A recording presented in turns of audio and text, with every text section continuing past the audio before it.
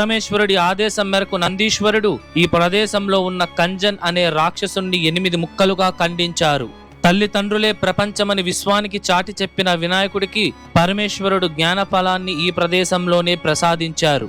పూర్వం ఈ ఆలయంలో ఉన్న శివలింగం ఒక చిన్న చీమల పుట్ట కింద స్వయంభుగా వెలసింది. ఈ ఆలయంలో నందీశ్వరుడు స్వామివారికి నేరుగా కాకుండా వ్యతిరేక దిశలో భక్తులకి దర్శనమిస్తారు. ఈ ఆలయంలోని విల్వనాథీశ్వరుణ్ణి కీర్తిస్తూ సుందరర్ నాయనార్ తన తెవ్వారంలో లిఖించగా ఈ ఆలయం 276 పాదల్పెట్ర స్థలాలలో ఒకటిగా నిలిచింది. ఈ ఆలయాన్ని 7వ శతాబ్దంలో పల్లవ రాజులు నిర్మించగా చోళ రాజులు ఎంతగానో అభివృద్ధి చేశారు. హాయ్ హలో నమస్తే, వెల్కమ్ టు అవర్ ఛానల్ ఆలయ యాత్ర. ఈరోజు నేను మీ ముందరకి ఒక శక్తివంతమైన మరియు 4 ఎకరాల విస్తీర్ణతలో ఉన్న ఒక భారీ శివాలయంతో అయితే మీ ముందరకు వచ్చేసాను అనమాట.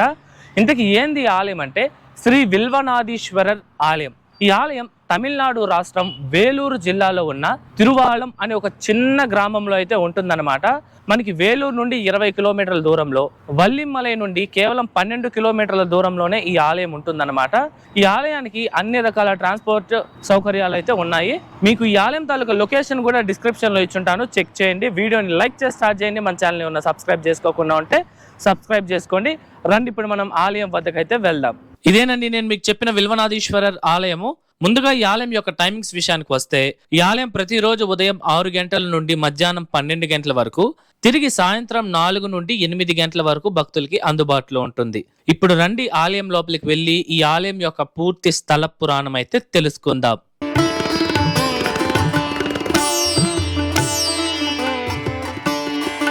పూర్వం ఈ ప్రాంతమంతా ఒక దట్టమైన విల్వ చెట్లతో అటవీ ప్రాంతంగా ఉండేది. అప్పుడు ఒక ఆవు ప్రతిరోజు ఇక్కడికి వచ్చి చీమల పుట్టపై పాలు పోస్తూ ఉండేది. అది చూసిన గ్రామస్తులు ఈ చీమల పుట్టను పూర్తిగా శుభ్రం చేసిన తర్వాత వారికి ఒక స్వయంభు శివలింగం అయితే కనిపించింది. అప్పుడు ఆ గ్రామస్తులు వాళ్ళ దగ్గర ఉన్న చిన్నపాటి ధనంతో ఒక చిన్న ఆలయాన్ని అయితే నిర్మించారు. ఆ సమయంలో ఈ ఆలయ పూజారి ప్రతిరోజు ఇక్కడ నుండి 9 కిలోమీటర్ల దూరంలో ఉన్న కాంచనగిరి అని పిలువబడే ఒక కొండకి సమీపంలో పొన్నై అని ఒక నది ఉంటుంది. ఆ నదిలో నుంచి నీరు తెచ్చి స్వామివారికి అభిషేకాల్ని మరియు పూజలను అయితే చేసేవారు. కానీ ఆ కొండపై నివసిస్తున్న కంజన్ అనే రాక్షసుడు ఆ పూజారిని ఇబ్బంది పెడుతూ ఉండేవాడు. అప్పుడు ఆ పూజారి పరమేశ్వరుణ్ణి ఆ రాక్షసుని నుండి రక్షించమని కోరగా మహాశివుడు నందీశ్వరుణ్ణి పంపించి ఆ రాక్షసుని సంహరించమని ఆదేశిస్తారు. పరమేశ్వరుడి ఆదేశం మేరకు నందీశ్వరుడు కంజన్ అనే రాక్షసుని 8 భాగాలుగా ఖండించి 8 వివిధ ప్రదేశాలలో విసిరేస్తారు. ఆ రాక్షసుని బుర్రె లాలాపేట్టై అనే ప్రదేశంలో, ఛాతి మావేరి అనే ప్రదేశంలో, వాడక్కల్ అనే ప్రదేశంలో కుడికాళ్ళు, తేనైక్కల్ అనే ప్రదేశంలో ఎడమకాళ్ళు, శ్రీరాజపురంలో తల, మానియంపట్టు అనే గ్రామంలో మణికట్టు, కుంగమనల్లూరులో పేగులు, నరసింగపురంలో నరాలు, ఆఖరిగా మారుతంపక్కం అనే ఒక గ్రామంలో ఆ రాక్షసుడి యొక్క గుండెను నందీశ్వరుడు విసిరేస్తారు. తర్వాత ఈ ప్రదేశంలో శివాలయాలను కూడా నిర్మిస్తారనమాట. నందీశ్వరుడు ఆ రాక్షసుడిని ఖండిస్తున్న సమయంలోనే ఆ రాక్షసుడు తన తప్పును తెలుసుకొని పరమేశ్వరుడిని ముక్తిని ప్రసాదించమని కోరుతారు. అతని అభ్యర్థన మేరకు స్వామివారు కూడా అతనికి ముక్తిని ప్రసాదించి తన రక్తం ఏ ప్రదేశంలో అయితే పడుతుందో ఆ ప్రదేశంలో స్వయంభుగా శివలింగం ఏర్పడుతుందన్న వరాన్ని కూడా ప్రసాదిస్తారనమాట. ఈ సంఘటనకి ఆధారంగా నేటికి కూడా ఆ కాంచనగిరి కొండపైన వందలాది శివలింగాలు అయితే ఉన్నాయి. అక్కడ ఉన్న గ్రామస్తులు చెప్పిన దాని ప్రకారం నేటికి కూడా ఆ కొండ మీద త్రవ్వకాలు జరిపితే అనేక శివలింగాలు అయితే దొరుకుతాయని అయితే చెప్తున్నారనమాట. మీకు ఒక డౌట్ రావచ్చు, స్వామివారే ఆ రాక్షసుని సంహరించమని చెప్పి మళ్ళా స్వామివారే ఎందుకు ముక్తిని ప్రసాదించారు అని. ఎందుకంటే ఆ రాక్షసుడు కూడా చాలా గొప్ప శివభక్తుడు. ప్రతిరోజు పరమేశ్వరుడికి పూజలు చేయకుండా ఉండేవారే కాదనమాట. మరి అటువంటి తన భక్తుణ్ణి స్వామివారు ఎందుకు సంహరించమన్నారు అంటే, తను చేసిన పాపాలకు శిక్ష వేసి తను చేసిన పూజలకు స్వామివారి మీద అతనికి ఉన్న భక్తికి స్వామివారు ముక్తినైతే ప్రసాదించారు. ఈ ఆలయంలో ప్రత్యేకత ఏమిటంటే, ప్రతి శివాలయాలలో నంది స్వామివారి ఎదురుగా ఉంటుంది. కానీ ఈ ఆలయంలో స్వామివారి వ్యతిరేక దిశలో నంది ఉంటుందన్నమాట. దీనికి కారణం పరమేశ్వరుడు ఆ రాక్షసుడి బారి నుండి ఈ గ్రామాన్ని, ఇక్కడ ప్రజలను మరియు ఈ ఆలయాల్ని రక్షించమని నందీశ్వరుడికి ఆదేశించారు. కనుక నంది స్వామివారికి వ్యతిరేక దిశలో ఉన్న కంజన్ అనే రాక్షసుడి స్థావరమైన కాంచనగిరి కొండను చూస్తూ ఉంటారు. ఈ ఆలయం నీవా అనే నదికి అతి సమీపంలో ఉంటుంది. ఈ నదికి ఆ పేరు ఎలా వచ్చిందంటే పూర్వం ఆ నది ఈ ఆలయం నుండి 9 కిలోమీటర్ల దూరంలో అయితే ఉండేది. అప్పుడు ఈ ఆలయ పూజారి ప్రతిరోజు అంత దూరం నడిచి ఆ నీటిని తీసుకొని వచ్చి స్వామివారికి అభిషేకాన్ని అయితే చేసేవారు. ఆ పూజారి కష్టానికి చింతించిన పరమేశ్వరుడు ఆ నదిని తన గమనం మార్చుకొని ఈ ఆలయానికి దగ్గరగా ప్రవహించమని ఆదేశించారు. స్వామివారి ఆదేశం మేరకు ఆ నది ఈ ఆలయం సమీపంలో ప్రవహిస్తోంది. పరమేశ్వరుడు ఆ నదిని రమ్మని పిలిచారు కనుక ఈ నదిని నీవా అని పిలుస్తారు. తమిళ్లో నీవా అంటే నువ్వు రా అని అర్థం. ఈ నీవా నదిని ప్రస్తుతం పొన్నై నది అని కూడా పిలుస్తున్నారు. ఈ ఆలయంలోని మరొక పురాణం ప్రకారం పూర్వం నారద మహర్షి ఒకసారి కైలాసంలో ఉన్న శివుడిని సందర్శించి తన దగ్గర ఉన్న ఒక జ్ఞాన ఫలాన్నైతే పరమేశ్వరుడికి సమర్పించారు. అప్పుడు శివుడు తన 2 కుమారులైన వినాయకుడు మరియు సుబ్రహ్మణ్య స్వామిలో ఎవరికో ఒక్కరికే ఆ పన్నునివ్వాలని నిర్ణయించుకొని వాళ్ళిద్దరికీ మధ్య పోటీనైతే ఏర్పాటు చేస్తారు. ఆ పోటీ ఏంటంటే ఎవరైతే ప్రపంచాన్ని 3 సార్లు చుట్టి మొదట వస్తారో వారికే ఈ జ్ఞాన ఫలమైన మామిడి పండు ఇస్తాను అని చెప్తారు. అప్పుడు వెంటనే సుబ్రహ్మణ్య స్వామి తన వాహనమైన నెమలిపై కూర్చొని ప్రపంచాన్ని చుట్టడానికి బయలుదేరుతారు. కానీ వినాయకుడు తన తల్లిదండ్రులైన శివపార్వతులే ప్రపంచం అని భావించి వారిద్దరికీ 3 సార్లు ప్రదక్షిణ చేసి అందరినీ మెప్పించి ఆ జ్ఞాన ఫలాన్నైతే పొందుతారు. ఈ సంఘటనతో వినాయకుడు తల్లిదండ్రులే మన ప్రపంచం అని విశ్వానికి చాటి చెప్పారు. ఈ సంఘటన ఈ ప్రదేశంలో జరిగిందని నమ్ముతారు.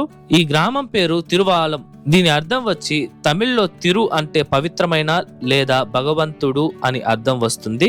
వలం అంటే ప్రదక్షిణ. ఈ ప్రదేశంలో పవిత్రమైన భగవంతుడు ప్రదక్షిణ చేశారు కనుక ఈ ప్రాంతాన్ని తిరువలం అని పిలుస్తారు. ఇందుచేతే ఈ ఆలయంలో వినాయకుడికి ప్రత్యేక మందిరం కూడా ఉంది. ఇక్కడ వినాయకుడిని కాయి వాంగియ వినాయగర్ అని పిలుస్తారు. దీనికి అర్థం వచ్చి జ్ఞానం అనే పండుని తీసుకున్న వినాయకుడు అని అర్థం వస్తుంది. ఈ ఆలయంలోని మరొక పురాణం ప్రకారం పూర్వం ఒక శివభక్తుడు తన తండ్రి అస్థికలను కాశీలో ఉన్న గంగా నదిలో కలపడానికి వెళుతూ ఉండంగా అలసిపోయి ఈ తిరువాలంలోని ఈ ఆలయం వద్దకు వచ్చి స్వామివారిని దర్శించి ఈ ఆలయ కోనేరు దగ్గర ఆ అస్థికలను పెట్టి నిద్రపోతారు. ఆయన మళ్ళీ నిద్రలేచి చూసేసరికి ఆ అస్థికలు మల్లె పువ్వులుగా మారిపోయి ఉంటుంది. అది చూసి అతను ఆశ్చర్యపోయి తను కాశీ యాత్రను తిరిగి ప్రారంభిస్తారు. ఆఖరికైన కాశీకి చేరుకున్న తర్వాత చూస్తే ఆ మల్లెపూలు తిరిగి అస్థికలుగా మారిపోతుంది. అప్పుడు ఆయన ఈ విల్వనాథీశ్వర ఆలయం పవిత్రతను తెలుసుకొని ఆ అస్థికలను గంగా నదిలో నిమజ్జనం చేయకుండా తిరిగి మళ్ళీ ఈ ఆలయానికి వచ్చి ఈ ఆలయ కోనేరులో నిమజ్జనం చేస్తారు. ఈ ఆలయంలో స్వామివారిని 63 మంది నాయనార్లలో మొదటివారైన సుందరర్ చాలా గొప్పగా కీర్తించి తెవ్వారంలో లిఖించారు. మరియు ఇక్కడున్న విల్వనాథీశ్వరర్ స్వామివారిని దర్శిస్తే మోక్షం కలుగుతుందని, ఈ ఆలయం ముక్తి ప్రసాదించే స్థలం అని కీర్తించారు. ఇందుచేతే ఈ ఆలయం పరమేశ్వరుణ్ణి గొప్పగా పూజించే 276 పాదల్పెట్ర స్థలాలలో ఈ ఆలయం కూడా ఒకటిగా నిలిచింది. ఇదివరకే మన ఛానల్లో దాదాపు 15 పాదల్పెట్ర స్థలాలు ఉన్నాయి. ఆ వీడియోస్ ఎవరన్నా చూడకపోయింటే మన ఛానల్ ప్లేలిస్ట్ లో 276 పాదల్పెట్ర స్థలం అనే సిరీస్ ఉంది, చెక్ చేయండి. పూర్వం 1965వ సంవత్సరంలో జన్మించిన సిద్ధర్ శివానంద మౌనస్వామి ఈ ఆలయంలోని విల్వనాథీశ్వర స్వామి వారిని ఎంతగానో ఆరాధించేవారు. ఇక్కడే విల్వ చెట్టు కింద కూర్చొని తపస్సు చేసుకునేవారు. ఎవరైనా భక్తులు అనారోగ్యంతో బాధపడి ఆయన వద్దకు వస్తే విల్వాకులు మరియు విభూతిని ప్రసాదంగా ఇచ్చి అనేక మంది వ్యాధులను నయం చేశారు. అప్పుడు వాళ్ళు ఇచ్చిన విరాళాలతో ఈ ఆలయానికి ఎన్నో సేవలు చేశారు. కొన్ని నిర్మాణ పనులు కూడా చేపట్టారు. ఇప్పుడు మనం స్వామివారిని అయితే దర్శించుకుందాము. ఈ ఆలయంలో స్వామివారిని విల్వనాథీశ్వరర్గా పూజిస్తారు. ఇక్కడ స్వామివారు స్వయంభుగా వెలిశారనమాట. స్వామివారిని దర్శించుకున్న వారికి మోక్షం, జ్ఞానం మరియు సంతానం లేని వారికి సంతానం కూడా కలుగుతుందని అయితే చెప్తారు. ప్రతి సంవత్సరం మార్చ్, ఏప్రిల్ నెలల్లో బ్రహ్మోత్సవాలు, ఫిబ్రవరి, మార్చ్ నెలల్లో నీవా నదిలో తెప్పోత్సవం, అతి ముఖ్యంగా ప్రతి సంవత్సరం జనవరి, ఫిబ్రవరిలో కాంచనగిరి కొండపై శివలింగాలకు ప్రత్యేక పూజలు చేసి స్వామివారి ఉత్సవమూర్తిని ఆ కొండకు సమీపంలో ఊరేగిస్తారు. ఈ ఆలయంలో అమ్మవారికి ప్రత్యేక మందిరం కూడా ఉందండి. అమ్మవారు నిలబడుకొని ఉన్న భంగిమలో భక్తులకు దర్శనమిస్తారు. అమ్మవారిని తనుమత్స్యాంబల్, వల్లాంబిగై మరియు తిక్కాలి అంబల్ అని కూడా పిలుస్తారనమాట. అమ్మవారి మందిరం ముఖమండపంలో అనేక స్తంభాలైతే కనిపిస్తాయి. వాటిపైన అద్భుతమైన శిల్పకళలను అయితే మనం చూడవచ్చండి. చాలా చాలా భారీ స్థాయిలో ఉంటాయన్నమాట. ఇదేనండి ఈ ఆలయ తీర్థము. ఈ యొక్క తీర్థాన్నే గౌరీ తీర్థం అని అయితే పిలుస్తున్నారు. ప్రస్తుతానికి లోపలికి ఎవరిని అలో చేయట్లేదన్నమాట. ఇప్పుడు మనం ఈ ఆలయం యొక్క పూర్తి నిర్మాణ చరిత్రను అయితే తెలుసుకుందాం. ఈ ఆలయాన్ని 7వ శతాబ్దంలో పల్లవ రాజులు నిర్మించారు. కానీ ఏ రాజు నిర్మించారనే ఆధారాలు ఇప్పటి వరకు లేవు. పల్లవ రాజుల తరువాత ఈ ఆలయాన్ని చోళరాజులు చాలా భారీ స్థాయిలో అభివృద్ధి చేశారు. ఈ ఆలయం 4 ఎకరాల విస్తీర్ణతలో 3 ప్రాకారాలతో చాలా గంభీరంగా ఉంటుంది. ఈ ఆలయం మొదట్లోనే మనకి 3 అంతస్తుల రాజగోపురం అయితే మనకి దర్శనమిస్తుంది. ఈ ఆలయంలో సుబ్రహ్మణ్య స్వామి వల్లి దేవసేన అమ్మవారి సమేతంగా దర్శనమిస్తున్నారు. ఈ ఆలయంలోని సుబ్రహ్మణ్య స్వామిని కీర్తిస్తూ అరుణగిరినాథర్ ఎన్నో పద్యాలను అయితే పాడారు.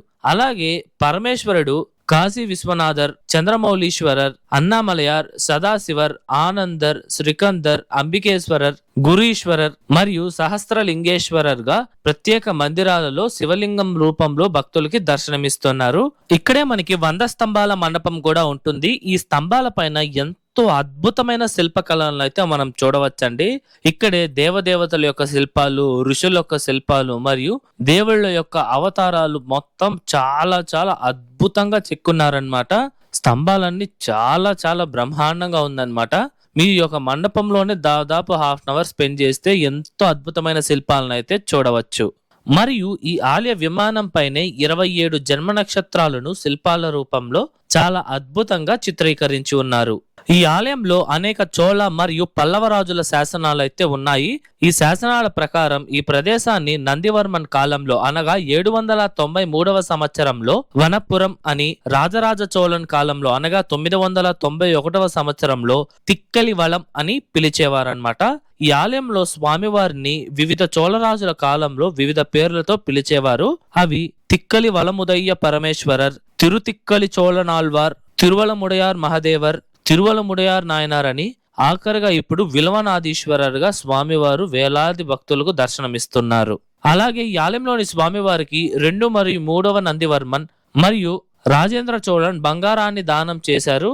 మరి కొందరు రాజులు ఈ ఆలయానికి భూముల్ని కూడా దానం చేశారనమాట. ఈ ఆలయాన్ని చోళులు, పల్లవుల తర్వాత నాయకర్ రాజులు ఎంతో అద్భుతంగా పునర్నిర్మించారనమాట. ఇక్కడ వాళ్ళే కొన్ని మండపాలను, మందిరాలను కూడా నిర్మించారు. అలాగే పూర్వం చోళ సైన్యాధ్యక్షుడు మరియు రాజరాజ చోళన్ సోదరి కొందవై భర్త అయిన వల్లవరాయన్ వందియదేవన్ ఈ తిరువలం ప్రాంతంలోనే జన్మించారు.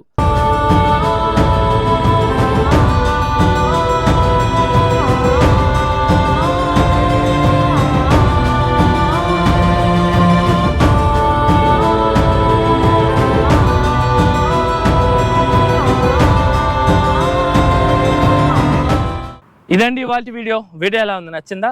ఐ హోప్ ఈ ఆలయం తాలూకా పూర్తి చరిత్ర నేను మీకు అర్థమయ్యేలా చెప్పాను అనుకుంటున్నాను. మీకు ఎటువంటి డౌట్స్ ఉన్నా సరే తప్పకుండా కమెంట్స్లో తెలియజేయండి, నేను మీకు పక్కా రిప్లై ఇస్తాను. అలాగే ఈ వీడియోకి ముందు మన ఛానల్లో మేల్పాడి అనే ఒక గ్రామంలో ఉన్న సోమనాథీశ్వరర్ అనే 1000 సంవత్సరాల క్రితం నాటి ఆలయము, అలాగే ఒక చోళ రాజు సమాధి మీద నిర్మించిన అరింజియ చోళేశ్వరం అనే ఒక అద్భుతమైన శివాలయంతో పాటు అనేక ఆలయాలు మన ఛానల్లో ఉన్నాయి. వాటి లింక్స్ నేను మీకు డిస్క్రిప్షన్లో ఇచ్చుంటాను, చెక్ చేయండి. ఈ వీడియో ఎలా ఉంది, నచ్చిందా? నచ్చితే లైక్ చేయండి, మీ ఫ్రెండ్స్ అండ్ ఫ్యామిలీస్కి అయితే షేర్ చేయండి. దయచేసి మన ఛానల్ని అయితే సబ్స్క్రైబ్ చేసుకోండి. మరొక అద్భుతమైన ఆలయం వీడియోతో మీ ముందరకు వస్తా. అంతవరకు మీ శివవర ప్రసాద్ సైనింగ్ ఆఫ్.